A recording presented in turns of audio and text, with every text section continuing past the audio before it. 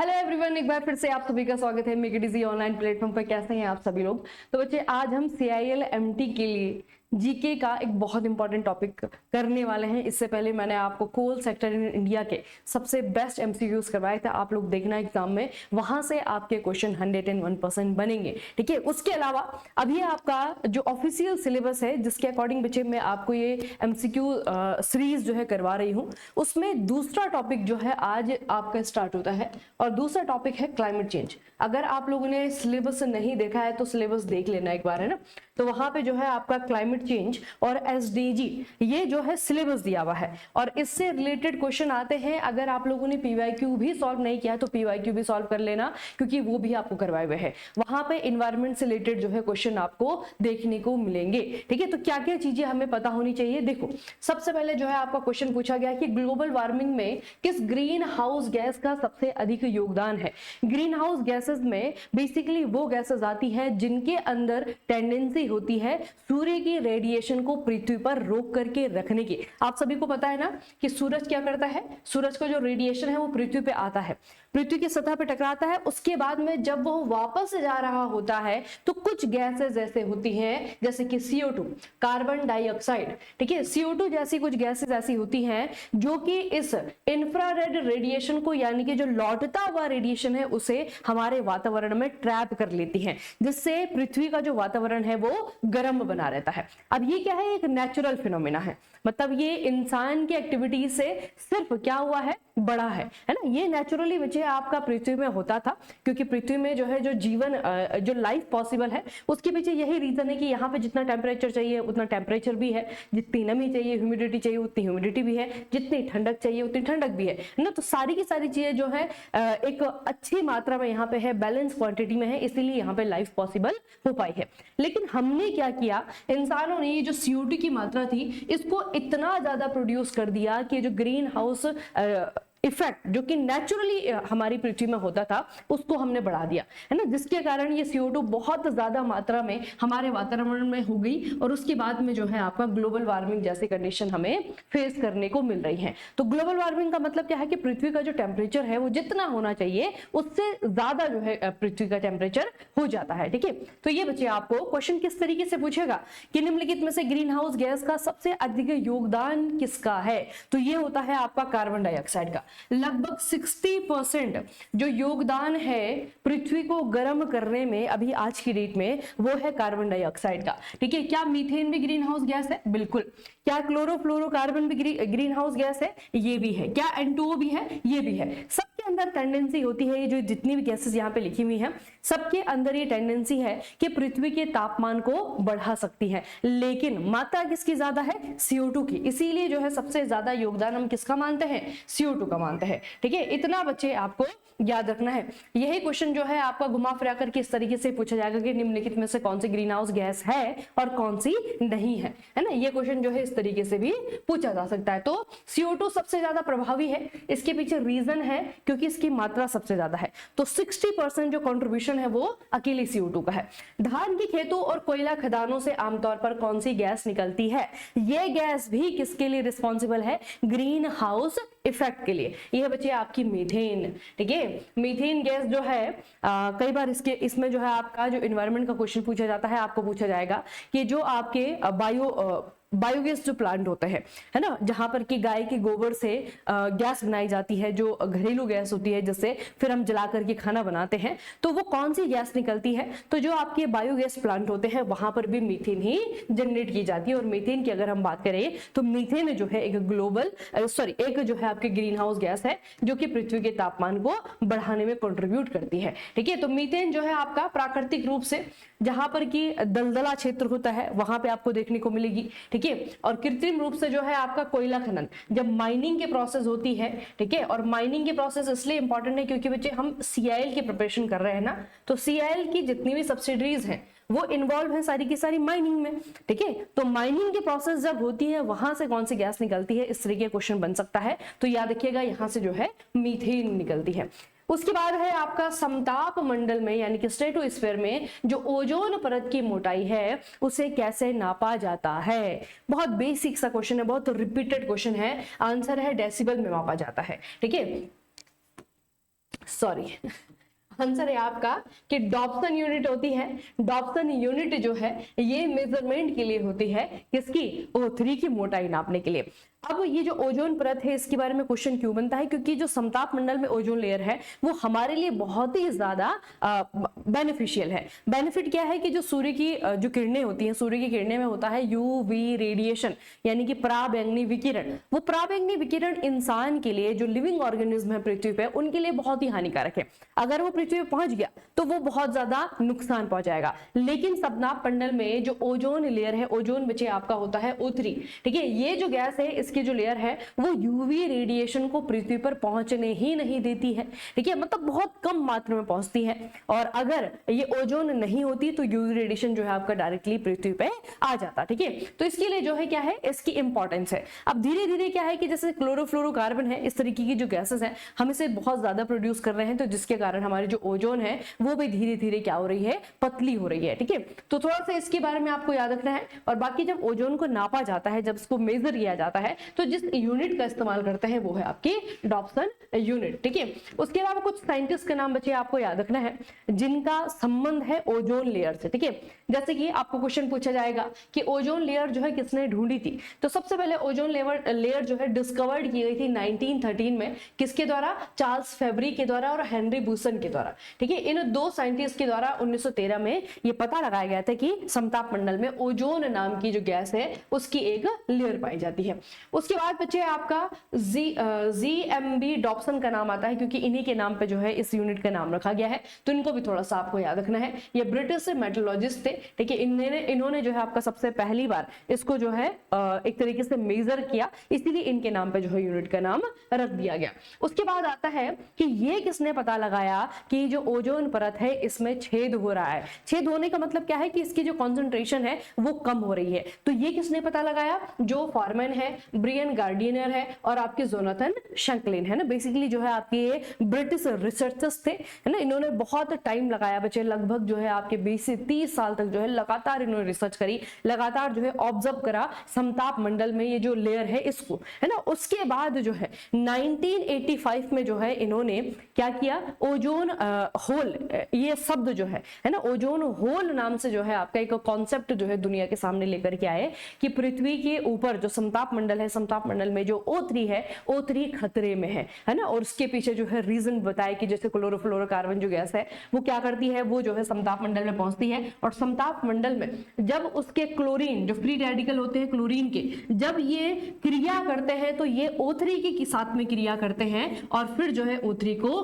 Break कर देते हैं, O2 बना देते हैं, ठीक है। तो ये बच्चे प्रोसेस आपको याद रखना है। और खतरा जो है ना, ये जो है जो O3 है इसको खतरा है, जैसे कि क्लोरीन के जो ये आपके रेडिकल्स होते हैं, फ्री रेडिकल्स, ठीक है, आपके ब्रोमीन के जो फ्री रेडिकल्स होते हैं उनसे जो है O3 को खतरा रहता है, क्योंकि ये जो रेडिकल्स हैं ये समताप मंडल पर जाकर के क्या करते हैं, क्रिया करते हैं और उसके बाद में O3 को ब्रेक डाउन कर देते हैं, ठीक है। तो ये बच्चे आपको याद रखना है। उसके बाद आता है कि संयुक्त राष्ट्र के द्वारा अपनाया गया सतत विकास लक्ष्य यानी कि SDG की कुल संख्या कितनी है और इसका लक्ष्य वर्ष क्या है। देखो 2015 में 2015 में यूनाइटेड नेशन के द्वारा कुछ गोल सेट करे गए, इनको बोलते हैं सस्टेनेबल डेवलपमेंट गोल, ठीक है। बेसिकली जितने भी यूनाइटेड नेशन के मेंबर्स हैं उनको ये लक्ष्य दिए गए कि तुम्हारे पास में 17 गोल्स हैं, आपको इन लक्ष्यों को प्राप्त करने के लिए कदम उठाने हैं और 2030 तक 2030 तक इन 17 कितने हैं बच्चे, टोटल 17 गोल्स हैं,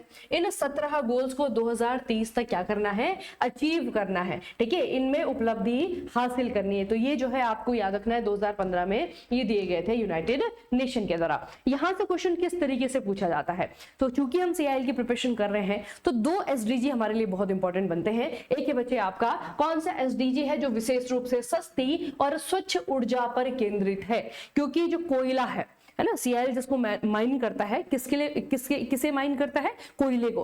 तो कोयला बेसिकली हम इस्तेमाल करते हैं एनर्जी जनरेशन में, ठीक है। और SDG कौन सा वाला ऐसा है जो कि एनर्जी, मतलब कि एनर्जी ऐसी होनी चाहिए कि जो प्योर हो, ठीक है, जिसमें कार्बन एमिशन ना हो, इस तरीके की एनर्जी पे कौन सा SDG फोकस करता है। तो यहाँ पे बच्चे टोटल क्या है, टोटल 17 SDG है। अगर आप देखो ना टोटल 17 लक्ष्य दिए गए हैं। इनमें से पहला जैसे कि है कि गरीबी नहीं होनी चाहिए, ठीक है, दूसरा क्या है कि भुखमरी नहीं होनी चाहिए, इस तरीके से जो है आपका 1 2 3 4 5 और टोटल जो है आपके क्या है 17 के 17 सस्टेनेबल डेवलपमेंट गोल है। ठीक है, इनको बच्चे आपको थोड़ा सा याद रखना कि टोटल 17 है और 17 में से जो 7वां वाला है, ठीक है, ये जो आपका एसडीजी नंबर 7 है, ये जो है क्लीन एनर्जी की बात करता है। किस चीज की बात करता है? क्लीन एनर्जी की बात करता है। ऐसा ही एक क्वेश्चन दूसरा हमारे लिए इंपॉर्टेंट है कि जलवायु परिवर्तन और इसके प्रभाव से निपटने के लिए तत्काल कार्रवाई का आह्वान कौन सा एसडीजी करता है? ठीक है, ये सस्टेनेबल गोल कौन से नंबर का है जो ये कहता है कि अगर क्लाइमेट चेंज हो रहा है तो किस कारण से हो रहा है, उससे निपटने के लिए हमें कदम क्या क्या उठाने चाहिए, इस कार्रवाई को लेकर के जो है आपका सस्टेनेबल डेवलपमेंट गोल बात करता है। यह है आपका एसडीजी नंबर 13। ठीक है, तो 7 वाला और 13 वाला जो कि हमारा जो सीआईएल का सिलेबस है उसमें हम एनर्जी की बात कर रहे हैं, उसमें हम क्लाइमेट चेंज की बात कर रहे हैं, तो 2 एसडीजी हमारे लिए बहुत ही ज्यादा इंपॉर्टेंट है। ठीक है, एक आपका एसडीजी नंबर 7 है और एक आपका एसडीजी नंबर 13 है। तो दोनों को ही आपको याद रखना है कि दोनों ही सस्टेनेबल डेवलपमेंट गोल किस टॉपिक के बारे में बात करते हैं। फिर है कि भारत में भी एसडीजी इंडिया इंडेक्स निकाला जाता है और इस इंडेक्स में अधिकतर जो है केरला पहले नंबर पे रहता है। ठीक है, तो ये पूछा हुआ है कि जो एसडीजी इंडिया इंडेक्स निकाला जाता है किस संस्था के द्वारा जारी किया जाता है? बेसिकली यूनाइटेड नेशन ने अपने जो मेंबर कंट्रीज है उनको ये गोल दिए हुए कि 17 गोल है, इन्हें आपको अचीव करना है 2030 तक। ठीक है, तो अब हमारे देश में भी सरकार ने इसे एक्सेप्ट किया हुआ है क्योंकि हम यूनाइटेड नेशन के मेंबर हैं। तो यहाँ पर भी जो है आपका सभी राज्यों को एक तरीके से काम दिया हुआ है कि आपको अपने अपने स्तर पर एसडीजी गोल को अचीव करने के लिए काम करना है। अब ये काम कर रहे हैं या नहीं कर रहे हैं, इसे मॉनिटर किया जाता है। मॉनिटर कौन करता है? नीति आयोग करता है। ठीक है, नीति आयोग बच्चे इस तरीके की मॉनिटर करता है, मॉनिटरिंग करता है और फिर जो है वो एक रिपोर्ट निकालता है कि कौन सा स्टेट इस विषय में, कौन सा स्टेट इस डायरेक्शन में बहुत बेहतर काम कर रहा है। तो अभी तक की अगर हम बात करें तो केरला जो है आपका पहले नंबर पर ही रहता है हमेशा। ठीक है, और नीति आयोग की ये आपकी रिपोर्ट है एसडीजी इंडिया इंडेक्स। उसके बाद है 1987 में जो मॉन्ट्रियल प्रोटोकॉल साइन किया गया था उसका संबंध किस चीज से है? तो यहाँ पे 2 क्वेश्चन पहले आपको याद रखना है।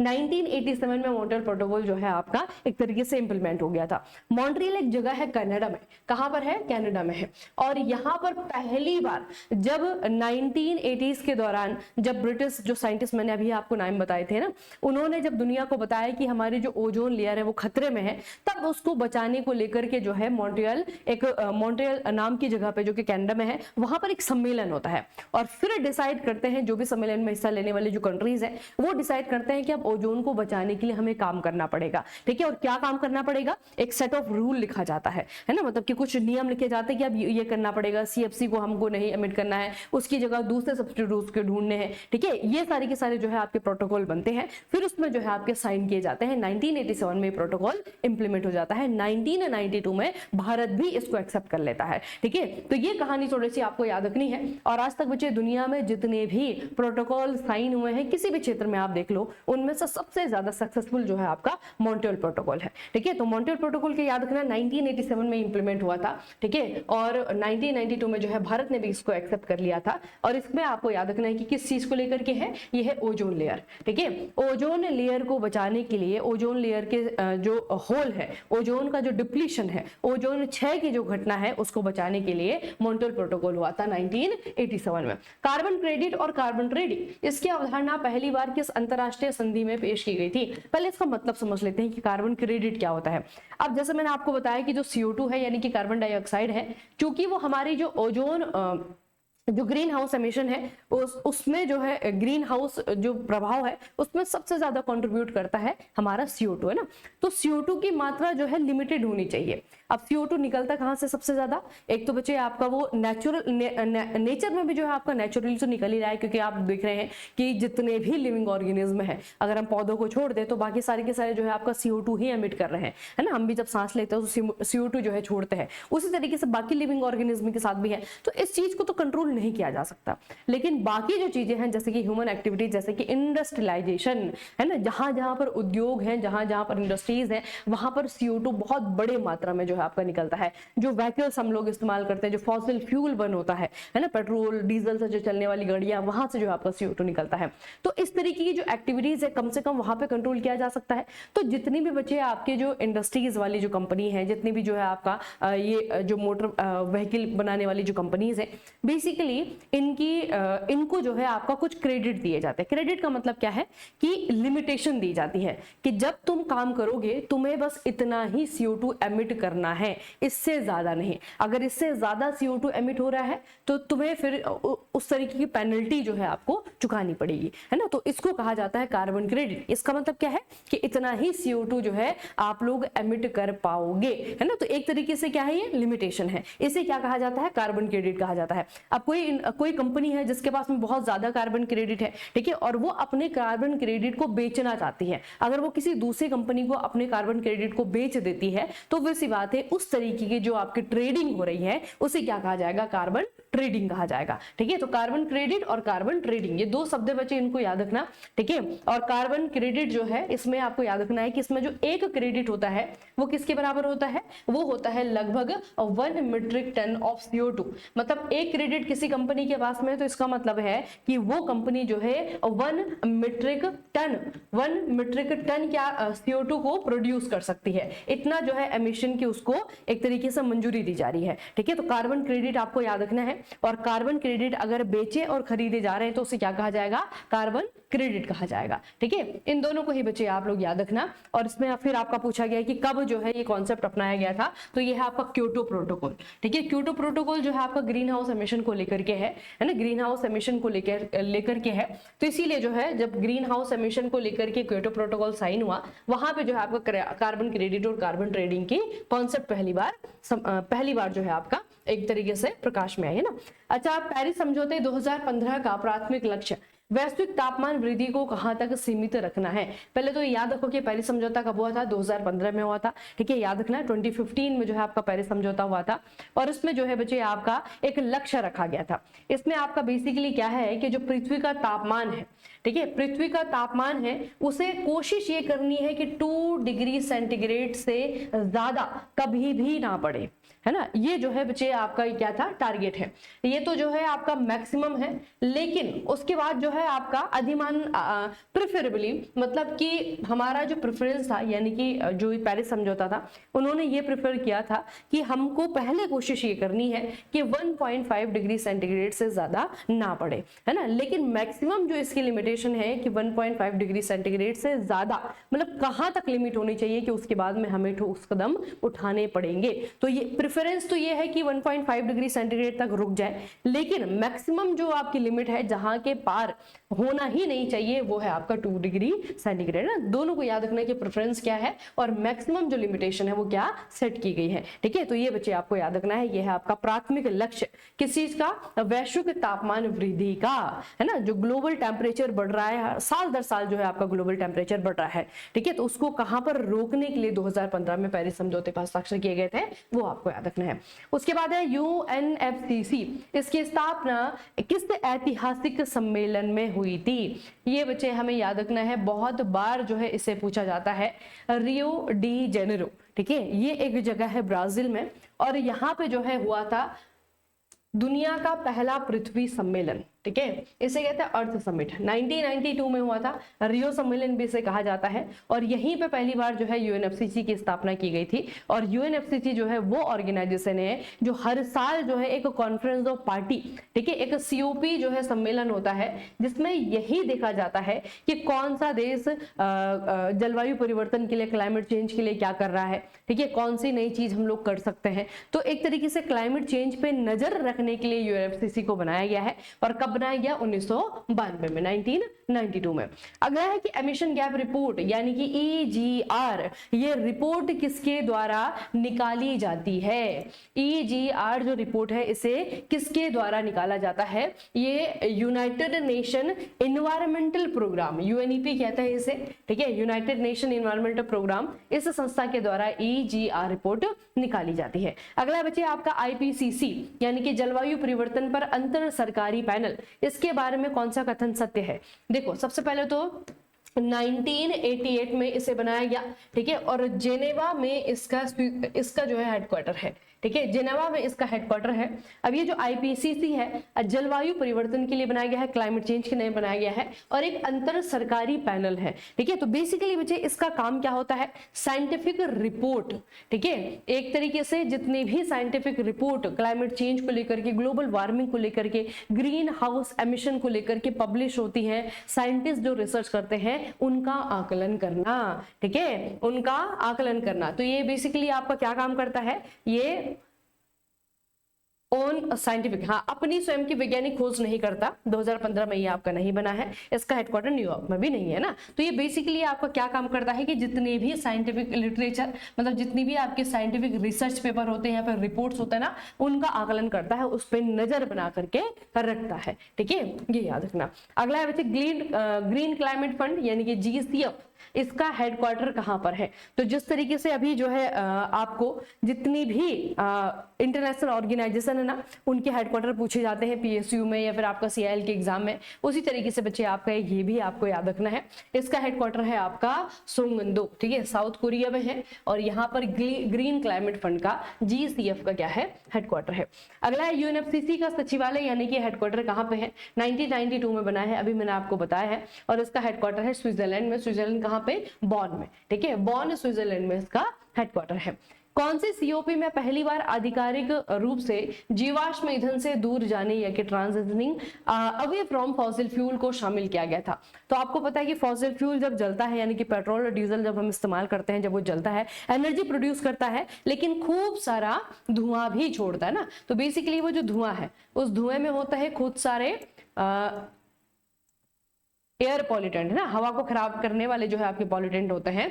तो इसीलिए जो है आपका पहली बार एक कॉन्सेप्ट आया, ये आया था बच्चे आपका 2023 में। COP28 हुआ था आपका दुबई में, यहीं पे पहली बार जो है कॉन्सेप्ट आया था कि हमें क्या करना है कि फॉसिल फ्यूल से दूर जाना है, मतलब कि इसके बदले जो है कोई और चीज हमें इस्तेमाल करनी है। फिनेंस COP के रूप में जाना जाने वाला COP29 यानी कि 2024 में जो आपका हुआ था कॉन्फ्रेंस ऑफ पार्टी, COP का मतलब क्या होता है, कॉन्फ्रेंस ऑफ पार्टी। तो जो कॉन्फ्रेंस ऑफ पार्टी 2024 में हुआ था, यहाँ पर आपको पूछा हुआ है कि ये इसको किस नाम से जाना जाता है, फिनेंस COP के नाम से जाना जाता है। ठीक है, 2024 वाला भी आपका इंपॉर्टेंट है ना। यहाँ पे जो है आपका बाकू अजरबैजान, बेसिकली बच्चे यहाँ पर ना एक फंड बनाया गया, फिनेंस COP उसको इसलिए कहा जाता है, एक फंड बनाया गया, जितने भी मेंबर कंट्रीज हैं उनको कहा गया कि आपको भी जो है इसमें पैसे देने हैं। और जो विकासशील देश है ना, जो अभी डेवलप कर रहे हैं खुद को, अब जब जो विकासशील देश होता है उनके पास में पैसे की कमी होती है, तो वैसी बात है कि वो इस तरीके के तरीके अपनाएंगे जहां पर कि क्लाइमेट को यानी कि हमारे इन्वायरमेंट को नुकसान हो। ठीक है, तो उनकी हेल्प करने के लिए जो है आपका एक कोष बनाया गया, और उस कोष में बेसिकली उन्हीं देश की हेल्प की जाएगी जो कि डेवलपिंग नेशन है। ठीक है, तो ये आपको याद रखना है कि जो बाकू में अजरबैजान में जो COP हुआ था 2024 में, इसे क्या कहा जाता है, फिनेंस COP कहा जाता है। अगला है कौन से COP में लॉस एंड डैमेज फंड, इसको पूरी तरीके से चालू किया गया था। कौन से COP में किया गया था, तो ये आपका यही वाला है बच्चे, COP28 वाला, इससे पहले वाला ना 2023 वाला, इसको थोड़ा सा याद रखना है। COP28 जो है आपका ये हुआ था दुबई 2023 में, और 29 वाला जो है आपका बाकू अजरबैजान में हुआ था। उसके बाद है बच्चे पेरिस समझौते के तहत देशों के द्वारा स्वेच्छा से निर्धारित जलवायु लक्ष्यों को क्या कहा जाता है। देखो, अब मैंने आपको बताया कि सस्टेनेबल डेवलपमेंट गोल है, टोटल 17 है, यूनाइटेड नेशन ने जो है इनको बनाया हुआ है ना। यूनाइटेड नेशन जो है आपका देशों को कहा हुआ है कि आपको जो है 2023 तक 2030 तक 2030 तक इनके जो भी टारगेट सेट है उनको अचीव करना है। तो यहाँ पे बच्चे एक और चीज याद रखो कि हर देश का अपना भी क्या होता है, एक तरीके से कंट्रीब्यूशन होता है, अपने भी उनके गोल्स होते हैं। तो हर कंट्री के जो अपने पर्सनल गोल्स होते हैं उनको क्या कहा जाता है, NDC कहा जाता है, नेशनली डिटरमाइंड कॉन्ट्रीब्यूशंस कहा जाता है। इसको थोड़ा सा याद रखना। ठीक है, तो पेरिस समझौते में जो है आपका एक कॉन्सेप्ट भी आया है, ये है आपका NDC। अगला है पंचामृत रणनीति के अनुसार भारत ने किस वर्ष तक नेट जीरो उत्सर्जन, शून्य कार्बन उत्सर्जन प्राप्त करने का डिसीजन लिया। बहुत रिपीटेड क्वेश्चन है, इसे याद रखना। भारत सरकार ने 2070 तक जो है लक्ष्य रखा हुआ है। ठीक है। 2070 तक जो है आपका लक्ष्य रखा हुआ है, और इसमें जो है आपके बाकी और भी लक्ष्य हैं। कौन कौन से हैं, देखो पांचों के पांचों मैं आपको बता देती हूँ। ये इसको जो है पंचामृत कहा जाता है। सबसे पहले ये है कि हमारी जो नॉन फॉसिल फ्यूल का मतलब है जैसे कि सौर ऊर्जा या फिर जो पवन ऊर्जा है, उनका इस्तेमाल करके हमें लगभग 500 गीगावाट कैपेसिटी की एनर्जी जनरेट करनी है, पहला लक्ष्य। उसके बाद है 50% रिन्यूएबल एनर्जी। इसका मतलब है कि हमारे देश में जो पावर की खपत है, यानी कि जो हम बिजली बना रहे हैं उसकी जो खपत है, उसका 50% जो हिस्सा है वो रिन्यूएबल सोर्सेस से आना चाहिए, यानी कि सौर ऊर्जा से आए, है ना, हाइड्रो एनर्जी से आए या फिर आपका विंड एनर्जी से आए, वहां से आने चाहिए। ठीक है। उसके बाद है आपका 1 बिलियन टन रिडक्शन। इसमें आपका क्या है बच्चे कि 2030 तक जो है कार्बन एमिशन यानी कि CO2 के उत्सर्जन को हमें कितना कम करना है, हमें 1 बिलियन टन तक कम करना है। उसके बाद है आपके 45% कार्बन इंटेंसिटी के 2030 तक जो है 42% के नीचे जो है कार्बन इंटेंसिटी को लेकर के आना है। और उसके बाद है आपका नेट जीरो गोल, जो कि यहाँ पे क्वेश्चन पूछा हुआ है। तो 2070 तक जो है आपका नेट जीरो कार्बन एमिशन भी करना है। बेसिकली नेट जीरो का मतलब क्या होता है कि जितनी कार्बन बन रही है वो एब्जॉर्ब पृथ्वी पे ही हो जाए, एक्स्ट्रा कार्बन डाइऑक्साइड ना बने। ठीक है, उसे कहा जाता है नेट जीरो। यह है आपका 2070 का। इसी में आपका यह भी है कि पंचामृत में जो है आपका 2030 तक भारत की गैर जीवाश्म ऊर्जा क्षमता का लक्ष्य क्या रखा गया है, भी बताया था आपको कि हमारे देश में जितनी भी एनर्जी प्रोड्यूस हो रही है 2030 तक हमने लक्ष्य रखा हुआ है कि 500 गीगावाट एनर्जी हमारा देश प्रोड्यूस कर सके सिर्फ और सिर्फ रिन्यूएबल सोर्सेस से। और रिन्यूएबल सोर्सेस कौन से हैं आपके, जल ऊर्जा, पवन ऊर्जा, सौर ऊर्जा, है ना, ये सारे के सारे जो है आपके रिन्यूएबल सोर्सेस हैं, यहां से पॉल्यूशन नहीं होता है। उसके बाद बच्चे आपका अभी 2022 में प्रधानमंत्री नरेंद्र मोदी के द्वारा एक इनिशिएटिव शुरू किया गया था। ठीक है, और बेसिकली यह है पर्यावरण के लिए लाइफ स्टाइल, है ना, मतलब इन्होंने बाकी भी जो लीडर्स है, बाकी देशों के लीडर्स हैं, उनको भी जो है एक तरीके से प्रपोजल दिया था कि आप लोगों को भी इस इनिशिएटिव में हिस्सा लेना चाहिए। बेसिकली इसमें क्या है कि लाइफ स्टाइल, हमारे रहने का जो ढंग है वो इस तरीके से हो कि इन्वायरमेंट को कोई नुकसान ना पहुंचाए। ठीक है, तो इसे कहा जाता है मिशन लाइफ। ठीक है, और ये भारत का इनिशिएटिव है, तो आपको याद रखना है इंडिया के द्वारा इसे शुरू किया गया है। एक और है, ये है आपका अंतरराष्ट्रीय सौर गठबंधन। ये जो सोलर ऊर्जा है उसके लिए बच्चे आपका पहला अलायंस है, और इसे भी इंडिया के द्वारा ही स्टार्ट किया गया है 2015 में। 2015 में जो है इंडिया और फ्रांस दोनों ने मिलकर के इसे स्टार्ट किया है। ठीक है, और इसका हेडक्वार्टर जो है इंडिया में ही है। कहां पर, हरियाणा गुरुग्राम में इसका हेडक्वार्टर है। ये भी आपको याद रखना है, अंतरराष्ट्रीय सौर गठबंधन। उसके बाद है कि SDG इंडिया इंडेक्स जो नीति आयोग निकालता है, उसमें भारत में लगभग कौन सा स्टेट है जो कि पहले नंबर पर रहता है, तो ये है आपका केरला। ठीक है, केरला जो है बच्चे लगभग क्या रहता है, पहले नंबर पर रहता है। किसी सरकार के द्वारा जीवाश्म ईंधन जैसे कि कोयले या फिर पेट्रोल को जलाने पर लगाए जाने वाले टैक्स को क्या कहा जाता है, तो ये है आपका green tax, carbon tax, GHG tax या फिर आपका फॉसिल सेस, क्या कहा जाता है। अगर आप लोगों ने भी देखा होगा बहुत सारे प्रकार के बच्चे टैक्सेस लगते हैं, उसमें से जो है आपका एक होता है ग्रीन सेस, है ना, या फिर आपका ग्रीन टैक्स। तो बेसिकली एनवायरनमेंट के लिए लगाया जाता है, कार्बन एमिशन पे टैक्स लगाया जाता है, इसीलिए इसे क्या कहा जाता है, कार्बन टैक्स कहा जाता है। ठीक है, और बार बार कार्बन कार्बन क्यों आ रहा है, क्योंकि CO2 क्या है, एक पोटेंट ग्रीन हाउस गैस है। ठीक है, 60% जो योगदान है हमारे पृथ्वी को गर्म करने के पीछे, वो है सिर्फ कार्बन डाइऑक्साइड का। अगर इसका जो एमिशन है, इसके उत्सर्जन को हम रोक पाएंगे तो हम ग्रीन हाउस जो इफेक्ट है उसको कम कर पाएंगे, और फिर ग्लोबल वार्मिंग को भी रोक पाएंगे, और उससे जो है क्लाइमेट चेंज भी जो है नहीं देखने को मिलेगा। ठीक है, तो ये चीज बच्चे आपको याद रखनी है। इतने क्वेश्चन जो है आपके टॉप 25 क्वेश्चन मैंने आपको करवाए हैं जो कि CIL के लिए। और अगर बच्चे डिटेल में आप लोग इन टॉपिक्स को हमारे साथ में पढ़ना चाहते हो, ठीक है, तो CIL MT के लिए जो है आपका ये लाइव MCQ प्लस जो है आपके फ्री कॉन्सेप्ट लेक्चर वाला जो है आपका ये बैच चल रहा है। ठीक है, इसमें आपका टेक्निकल है, नॉन टेक्निकल है, सब कुछ जो है आपको ये मिलेगा। ठीक है, लाइव क्लासेस यहाँ पे आपकी चल रही हैं, प्रैक्टिस भी आपको यहाँ पे मिलेंगी।